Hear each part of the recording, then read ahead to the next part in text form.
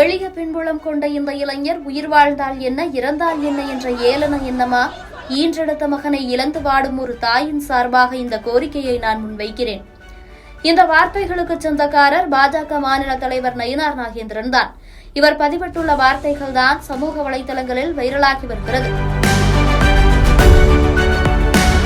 சிவகங்கை மாவட்டம் திருபுவனம் அருகே நகை திருட்டு புகாரின் பேரில் தனிப்படை காவல்துறையினரால் விசாரணைக்கு அழைத்துச் செல்லப்பட்ட கோவில் காவலாளி அஜித்குமார் உயிரிழந்தார். கடந்த சனிக்கிழமை இரவு அஜித்குமார் உயிரிழந்ததாக அவரது குடும்பத்தினர் காவல்துறையினரிடம் தெரிவித்தனர்.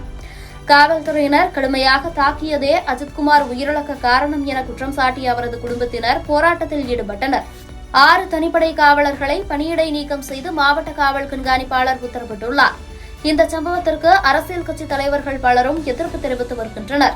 இந்நிலையில் இளைஞரின் மரணம் குறித்து பல்வேறு அடுக்கடுக்கான கேள்விகளை முன்வைத்து தனது எக்ஸ் வலைதள பக்கத்தில் பதிவிட்டுள்ளார் நயினார் நாகேந்திரன்.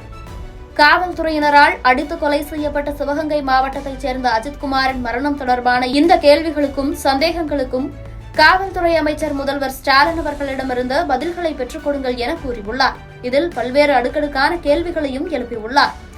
காவல்துறையால் கைது செய்யப்பட்ட அஜித்குமார் 24 மணி நேரத்திற்குள் நீதிபதி முன் ஏன் ஆஜர்படுத்தப்படவில்லை என்றும், பல இடங்களில் அஜித்குமாரை வைத்து அடித்து துன்புறுத்திய காவல்துறை மடப்புரம் கோவில் அலுவலகத்தின் பின்புறம் அழைத்துச் சென்று அவரை தாக்கியதாக அஜித்குமாரின் சகோதரர் நவீன் தெளிவாக குறிப்பிட்டுள்ளார் எனவும் கேள்வி எழுப்பியுள்ளார்.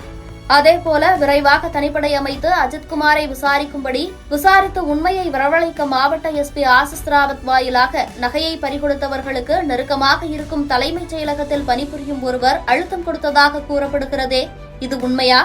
உண்மை என்றால் அந்த நபர் யார்? அவர் மீது என்ன நடவடிக்கை எடுக்கப்பட்டுள்ளது என பதிவிட்டுள்ளார்.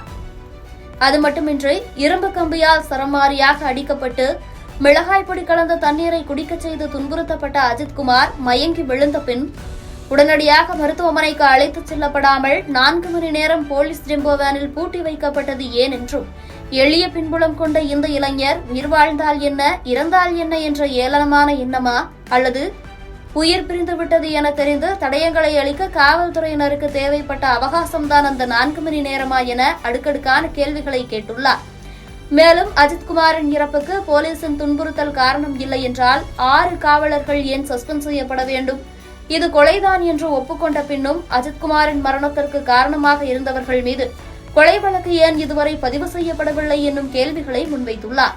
அது மட்டுமின்றி இதுவரை திமுக ஆட்சியில் 24க்கும் மேற்பட்ட காவல் நிலைய மரணங்கள் நிகழ்ந்துள்ளன. இதை வேடிக்கை பார்த்துக் கொண்டிருப்பதுதான் முதல்வரின் வேலையா என்றும், தொடர் காவல் மரணங்களுக்கு முதல்வர் கூறப்போகும் பதில் என்னவென்றும் காட்டமாக பதிவிட்டுள்ளார். பாஜக மாநில தலைவர் நயினார் நாகேந்திரனின் இந்த பதிவு தற்போது சமூக வலைதளங்களில் வைரலாகி வருகிறது.